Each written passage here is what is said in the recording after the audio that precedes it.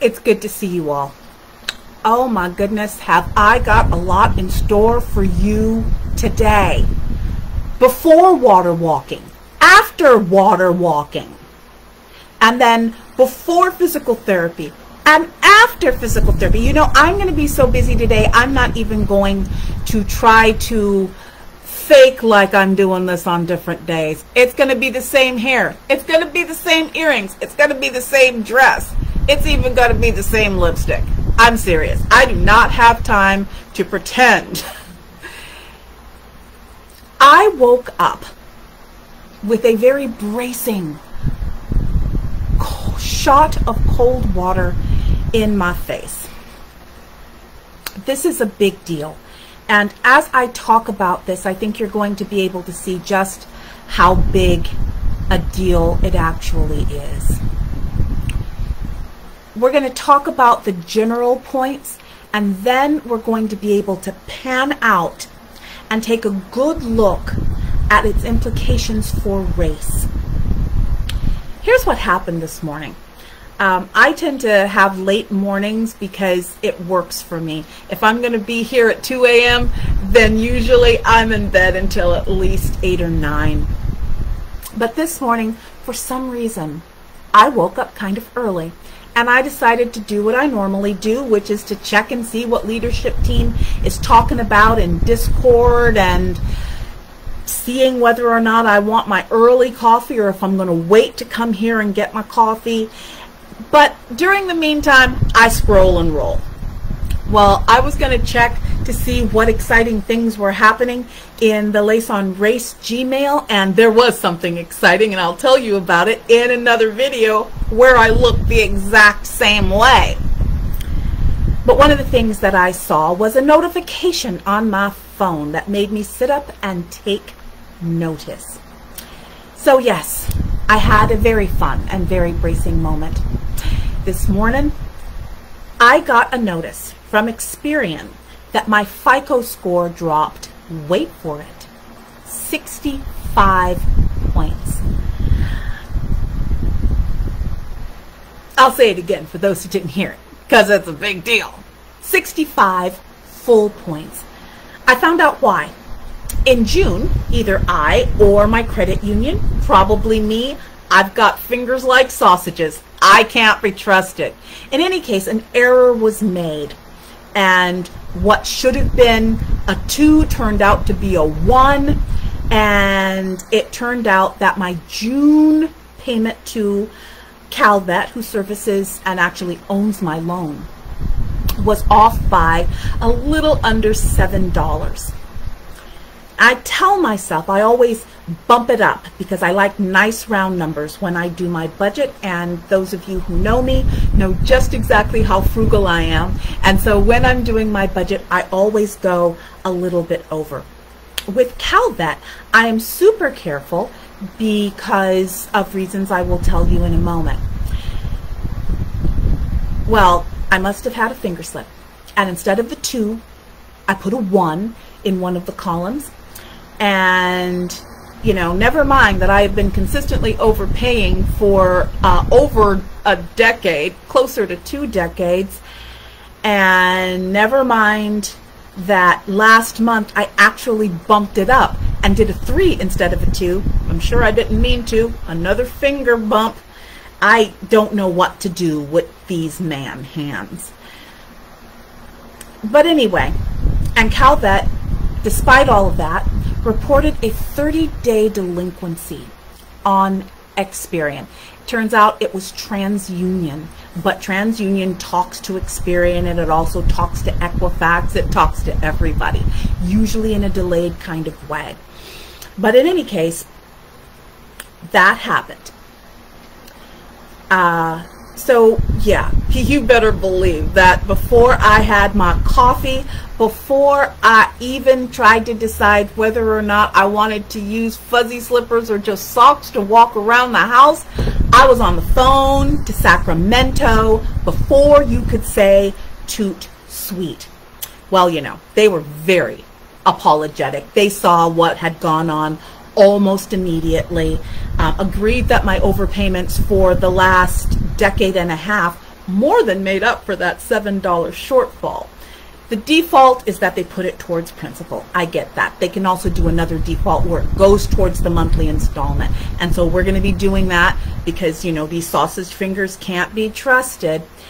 And they said that they would re-report as paid as agreed for the month of June and also for the month of July, and that they're going to take off the $35 late fee because, let's face it, $35 is a lot of cold brew at GTM, which is our general store here in Lemon Grove, and that's going to take a little bit too. But as long as they were on the case, that's great.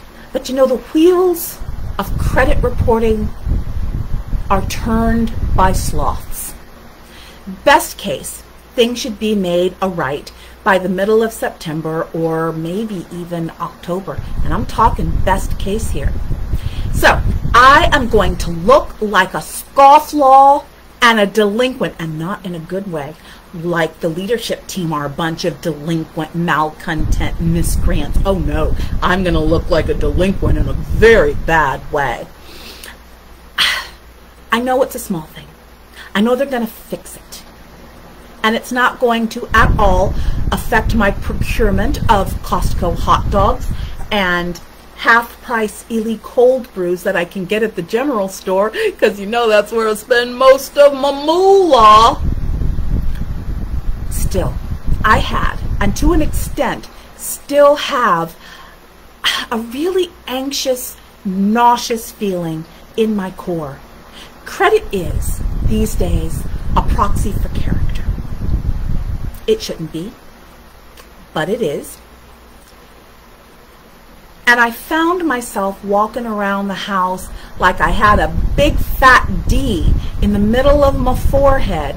D for delinquent, and not in a good way. And that has persisted. It persisted from the 10-minute drive from my house to the center. It's persisted all the time I've been drinking my cold brew latte macchiato with my water chaser. Make no mistake, because I want to be clear about this. The folks at Calvet were wonderful. You know, everything is automated these days, and I get that. Before I retired from the County of San Diego, I actually worked for the county's collection agency, Revenue and Recovery, and they use a very similar system to what the state of California does. And so I get it. It was such a small amount, it didn't flag anyone, so no one called me. They thought that they had sent me it's a friendly reminder letter at the 20-day delinquent mark. Hey, did you forget about us? I haven't gotten one of those since Bob was sick, but I didn't get one this time, and they're looking through their records, confirmed that I hadn't. They also mentioned how they almost took my house several times when Bob was sick from 2002 to 2006. So they are very aware of their relationship with me, and they moved mountains and will continue to move mountains to make sure that they are expeditious and very kind to me. And I'm very, very grateful for that. So they're very keen on doing right by me in a singular kind of way. But that does not mean that we don't get to look at institutional and systemic issues that affect not just me, but other people. Because I am sure that if it happened to me, it happened to other people. Just like almost 20 years ago when they tried to take my house several times, what happened to me also happened to several other people. It turns out that there are relief programs in force extant at Calvet for people for whom the main loan holder, when they get sick or ill, there are ways to forbear it. There are ways to work around it. I was not offered any of those things. Instead, I spent 4 years praying that marshals wouldn't come to my door. And you better believe, when you're dealing with someone with both acute and chronic mental health crises, the last thing you want to know is whether or not you still have a house to come home to. But I'm digressing. Let's get back. Let's get back. It did this morning, and so we're doing it now. It made me want to do a deep dive into credit reporting and how the slightest thing can fork you up. My experience now in 2022 was very different than my experience 20 years ago in 2002 when my problems first started with the loan. I have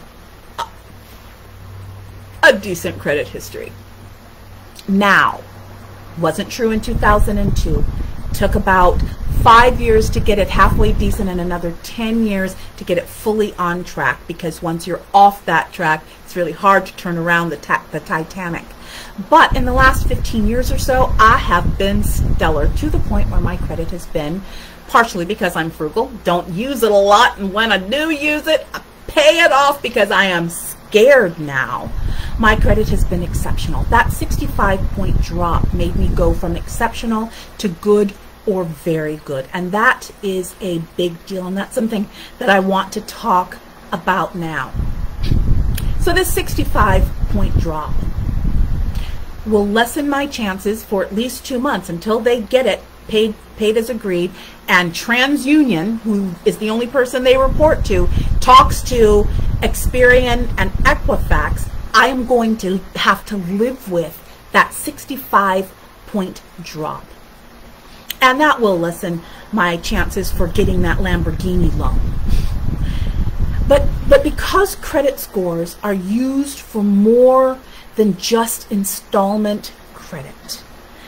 Jobs pull credit reports nowadays, landlords pull them, they often, and they do, affect insurance quotes. Even getting a cell phone, even getting utilities like your light and gas or a landline phone or your cable is affected. Now, where does race come in? I am already hit, and I want to be careful to qualify this. There are websites that I spent an inordinate amount of time looking at this morning that swear on a stack of Bibles this high that they do not take the things like this into account. They don't take race, they don't take age, they don't take relative income, they don't take zip code or neighborhood or precinct.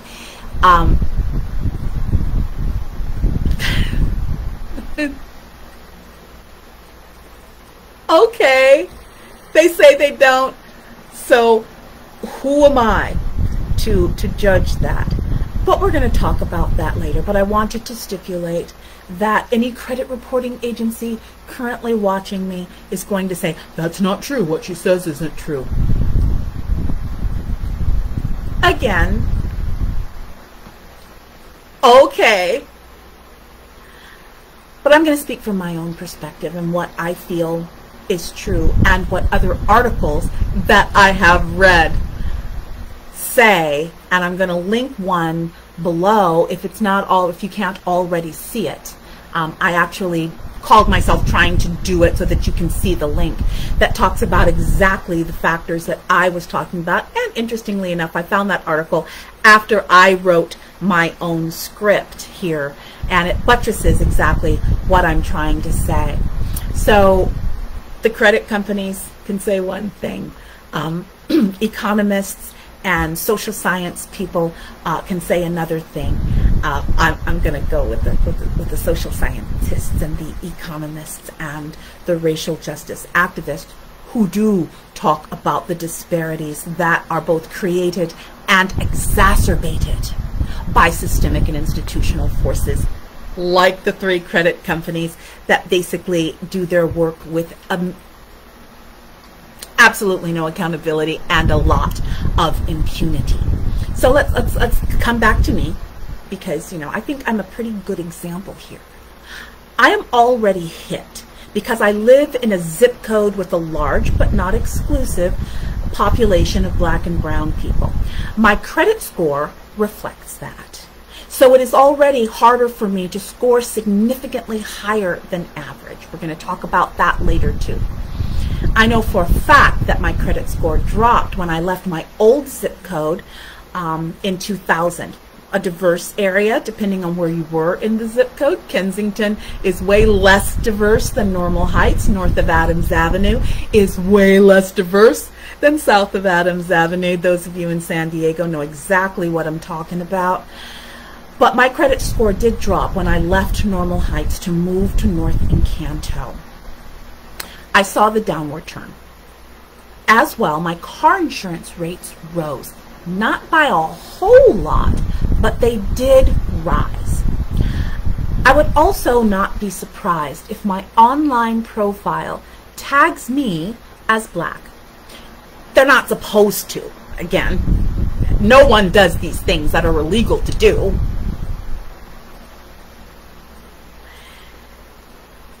But I'm sure they will swear that they don't.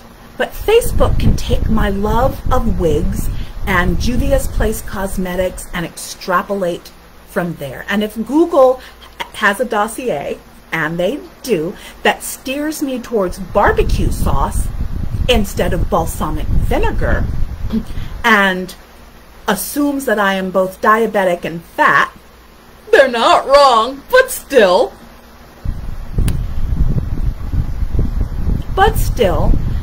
and so sends me ads from Big Pharma targeting me. I am pretty darn sure that all of this data is sold not only to marketers, but to those who make decisions about my financial and indeed my overall quality of life. Now, I'm lucky in some ways. I don't work a job that requires a security clearance anymore. When I did, and it was fairly high level once I reached a certain role, I did indeed get questioned about my credit score from the early to mid 2000s when my ex-husband was ill and I was the only breadwinner at the time. Because I worked for an employer who did ask the questions, and maybe not only an employer, but a department, auditor and controller, and revenue and recovery, so you better believe they care about people who handle money even indirectly. Instead of rejecting me outright, because I was going for an enhanced security clearance around middle to late 2000s, they did ask me questions, pointed questions, which I answered. They allowed me to explain my situation, humiliating as that was, because in order to explain my situation, I also had to talk about Bob. It is a special kind of humiliation to have to talk about these things with your manager. But people have lost getting employment in the first place. They've lost out on getting promotions, and they've even lost their jobs over a credit score. All of this personal stuff, and you all know that I don't usually go personal unless there's a bigger point to be made. All of this personal stuff is to make a larger point. BIPOC, and particularly black people, are, even in 2022, subject to barriers and oppressions, either intentional or unintentional, that can affect them more harshly. We tend to be last hired and first fired. That will affect a credit score when there's job volatility as well. Even when we are hired, we make as little as 60% of our white counterparts in the same jobs. Because of a lack of generational wealth, we take out more in student loan debt, and we are charged higher interest rates when we do, even for people with the same credit score. And we will talk about that later, because it is, I'm going to pull a number. I'll go back to my personal. When I got my loan in 2000, between Bob and I, we pulled 713, which was good, not great, but enough to get us a Calvet loan.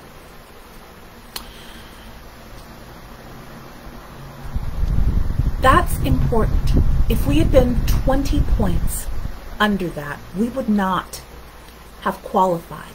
If I had applied on my own, my score would have been lesser. But going back, So here I am with that low 700s score. Were it not for Calvet, if I were going through something other than a governmental program that was designed and targeted to support veterans, if I were going through Bank of America or Wells Fargo or any of these other third-party loans, I would get a higher interest rate. That is true for houses. That's also true for car loans, and that needs to be remembered. So we're looking at that. It's also true with those loans, and because of both de facto redlining and also because who wants to live in a neighborhood that hates them, which was what I was thinking when 22 years ago I decided to buy in North Encanto. There's a good reason for buying into whiter areas. Your house holds more value and it goes up over time. And since I consider my house nothing more than a place to keep my lipsticks and my toothbrush and my wigs, I wasn't really all that worried about how my house would appreciate. But that's another conversation for another day. But for all of these reasons and more, we endure not only a black tax, but a hit from credit scores for factors that are often out of our control. All of this is why, although good credit matters for everyone, it matters more for BIPOC in general and for black people in particular. It's harder to get and it's easier to lose. I want to say that again. It's harder to get a good credit score and it's easier to lose. 65 points, y'all. 65 points for a 30-day delinquency that wasn't delinquent. And it's going to take at least 2 months to fix. Here's another reason why it matters. As I said before, credit scores in these times serve as a proxy for character. Indeed, it was my moral fitness that was questioned when I was asked about my FICO score, and my FICO score 8 20 years ago when I was gaining an enhanced security clearance. That was a punch in the gut. But let's pivot to the institutional and the systemic. As noted earlier, a lot of factors go into credit scores, including the ones that they say they don't do. Only some of which are under our direct control. There are indeed other factors like debt-to-income ratio, available credit as opposed to utilized credit, how much credit is carried or how much of a debt balance is carried month to month are within our control. But is it totally? Black and brown people carry both higher debt loads and higher debt-to-income ratios as well. These populations tend to carry balances month to month more. But again, factoring in the systemic barriers and oppressions noted above, they become almost inevitable. All of this is to say that my experience today led me down a rabbit hole that I might not have burrowed into were I not both black and also immersed in racial issues.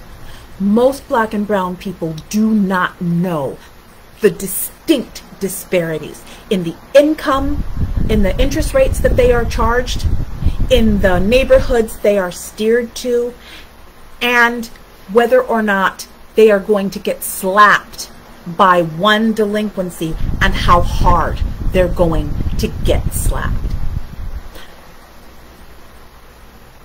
There's I'm reading. There's an excellent article that I'm going to link below, and I think that you're going to find it incredibly illuminating. It's 24-something pages long, which is long. I'm asking you to read it. I am so grateful that I found it, because after I wrote my script, I did a dive and I found this, and it buttresses what I just said, and it goes still deeper than what I've just been talking about for the last 25 minutes. Y'all, this is a big deal. When we talk about institutional stuff, people like to think that it pretty much stopped You know, 1964 Civil Rights Act, 65 Voting Rights Act, 1969 Fair Housing Act, Fair Credit Act. All of these things are supposed to make it easier. It should not, I'm going to pull 2 neighborhoods in San Diego. It should not be easier for a person in Poway to gain a home loan or a car loan than someone in Alta Vista. They should not be paying, all things equal, lower interest rates, and they should not be given more consideration if something bad happens, whether or not it's their fault. It is very hard to gain what the world considers the basics for good character. We're not talking, I mean, a lot of the people that call me a cult leader probably have excellent FICO scores. So let's be really clear about this. FICO scores are not, never have been, a proxy for character as far as I'm concerned. But employers think so. Landlords think so. Insurance companies think so. And so it is important to look at this from a systemic level. Your worth. I want to be careful. I want to be so careful, because we're talking about something that's talking about being embedded in a system that is by default and by design. I'll say it again. By default and by design, meant to oppress and subjugate one population for the aggrandizement and benefit of another. That's white supremacy, y'all. But if we are going to live in this world, if we're going to have credit and debit cards, if we're going to take out a car loan, because really, who can just plunk down $40K for a new car these days? If you are going to decide that you want to own your home, if you want to take out life insurance or home insurance, these things matter. And the fact that the standards, both overt and covert, are meant to harm one population, to buttress another. Your blood should be as boiling as mine is. And I want to be really, really clear. I had a good outcome. Well, I'm going to have a good outcome in 2 months. But for a lot of people, it doesn't. For some people, because I want you to think about this, I went from exceptional to good or very good, that 65-point hit. And so even though I'm not planning on buying a Lamborghini this afternoon, I will just, I suppose, just condescend myself to keeping my 4-year-old Santa Fe, almost 5-year-old Santa Fe actually. Let's just say that I had started with a lower credit score. The average credit score in 2019 for an African American individual is 667. That is somewhere between fair and good. And it is influenced, it is absolutely influenced by the factors I've talked about. Going from very good to good, let's just say that I was in those low 700s. 65 points puts me barely into good category, a 65-point drop. Someone who is good but barely can go into fair. And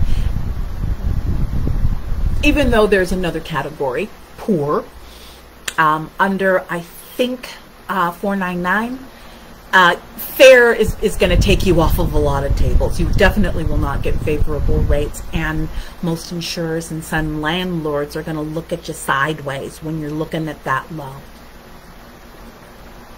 I'm lucky that I have a good relationship with CalVet now.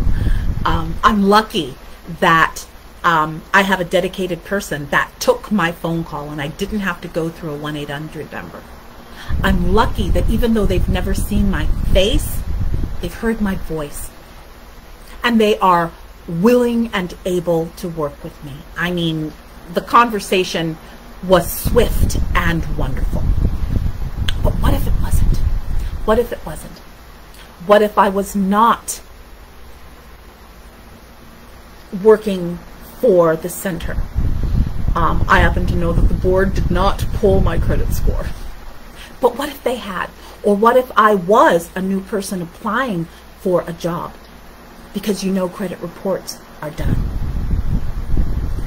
This is the snowball effect of institutionalized and systemic racism, where oppression begets oppression. Oppression exponentiates oppression. And the same thing is true on the other side. Benefit exponentiates benefit. Privilege begets privilege. A person with a similar character, according to FICO credit scores, will have a much easier time in Rancho Penasquitos than they would in Logan Heights, would have a much easier time in Pacific Beach than they would in Barrio Logan. We have to talk about this. We have to talk about this. We have to ask the tough questions. We have to ask better questions. And we also need to unpack and analyze even when the system benefits us. Because so often we only unpack and analyze and critique when the system breaks down on us. Like it did today for me. I have yet to do a deep dive. We have talked about institutionalized economic oppression before, but I have not done this level of a deep dive until my credit score dropped. This is a conversation we should have been having years ago. So that's on me. That's my bad. That's my bad. Because if we are going to talk about the macro, we have to talk about these forces as well. I'm going to make sure that that article that I want you all to read and comment upon, as well as in my own commentary, is linked below as soon as the live settles down, because it takes a few minutes for Facebook to settle down and upload the video once it's done. And then I'm going to make sure that that link is there, and I might actually put a couple more comments into it. Meanwhile, I am going to continue making videos and not pretend that it's a different day, because I've got a lot to do today. And I also want to make sure that I get my water walking in. One of the things I'm really proud of is that I'm really taking my health seriously. This is my birthday month. I will be 59 in about 16 days, and I want to make sure that I am here for the long haul, that I have my mind intact, that my body is strong, so that I can continue to serve you, and in so doing serve the North Star, lessening and mitigating the harm endured by brown and black people, perpetuated by white people and white supremacy, and that includes FICO scores. If you like what you are seeing and you want to see more, please consider becoming financially engaged with the Lace on Race Center for Racial Equity. It pays my salary, absolutely, but it also deals with our community partners, the Lace on Race Mental Health Fund, the things that we do in person, out and about in communities where I and my leadership team are, and hopefully places where you are as well.